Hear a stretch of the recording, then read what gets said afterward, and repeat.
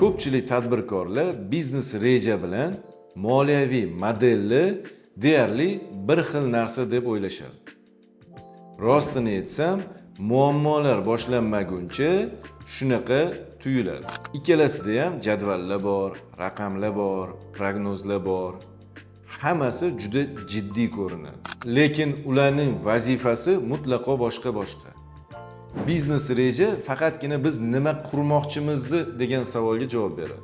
Moliyaviy model esa agar rejadagidek bo'lmasa, biznesdagi pul bilan nimalar sodir bo'ladi degan savolga javob beradi. Va ishoning, hech narsa hech qachon rejadagidek ketmagan. Ba'zida yetkazib beruvchi kechikadi, ba'zida sotuvlar kutilmaganda past bo'lib qoladi, xarajatlar oshib ketadi.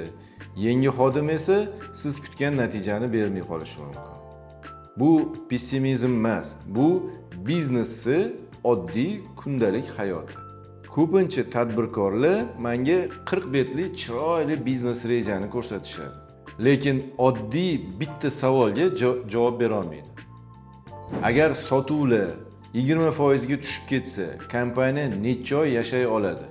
Yoki agar ish haqqini oshirishga to'g'ri kelsa, foyda qanchaga o'zgaradi? Ko'p hollarda bu savollarga javob bo'lmaydi. Chunki biznes reja ko'pincha boshqalar uchun yoziladi. Investorlar uchun, bank uchun, qanaqadir taqdimotlar uchun. Ammo moliyaviy model o'zingiz uchun quriladi. Biznesda aslida nima bo'layotganini ko'rish va tushunish uchun quriladi. Lekin bu yerda yana bir muhim jihat bor. Ko'pchilik moliyaviy model deganda oddiy Excel jadvalini tasavvur qiladi. Va qisman bu to'g'ri. Ammo bugun bundan ancha qulay yechimlar ham bor. Biz aynan shu maqsad uchun o'z platformamizni ham ishlab chiqqanmiz. Unda siz biznesingizni haqiqiy raqamlarini kiritasiz.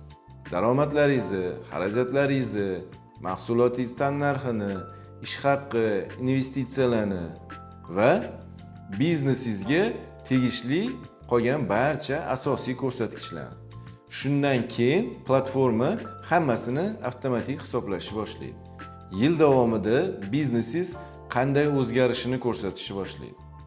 Qaysi oylarda pul yetishmasligi mumkin? Oldindan buni ham ko'ra olasiz. Foyda qanday o'zgarishini hisoblab beradi. Pul oqimi qanday harakat qilishini, qachon investitsiya qilish kerak yoki aksincha, qachon ehtiyot bo'lish kerakligini ham raqamlar orqali ko'rsatib turadi. Eng muhimi, siz qarorlarni taxmin bilan emas, haqiqiy raqamlarga tayanib qabul qilishni boshlaysiz.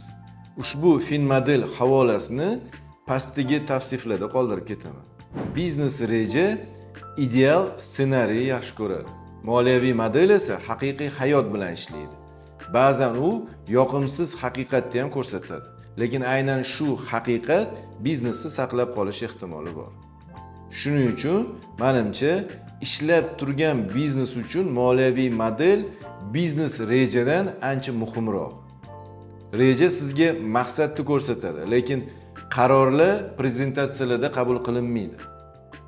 Qarorlar raqamlar asosida qabul qilinadi. Yangi ofis ochish mumkinmi? Yangi xodimni yollash vaqti keldimi? Yangi yo'nalishni boshlash kerakmi yoki avval mavjud biznesni mustahkamlash lozimmi? Bu savollarning barchasiga raqamlar javob berish kerak. Vaqt o'tib, har bir tadbirkor bitta oddiy haqiqatni tushunishni boshlaydi. Biznes reja siz qayerga bormoqchiligingizni ko'rsatadi. Moliyaviy model esa o'sha manzilga yetib bora olasizmi yoki yo'qligini ko'rsatadi. Menda hozircha shu. Agar videolarimiz manfaatli bo'layotgan bo'lsa, like bosib ketishni unutmang.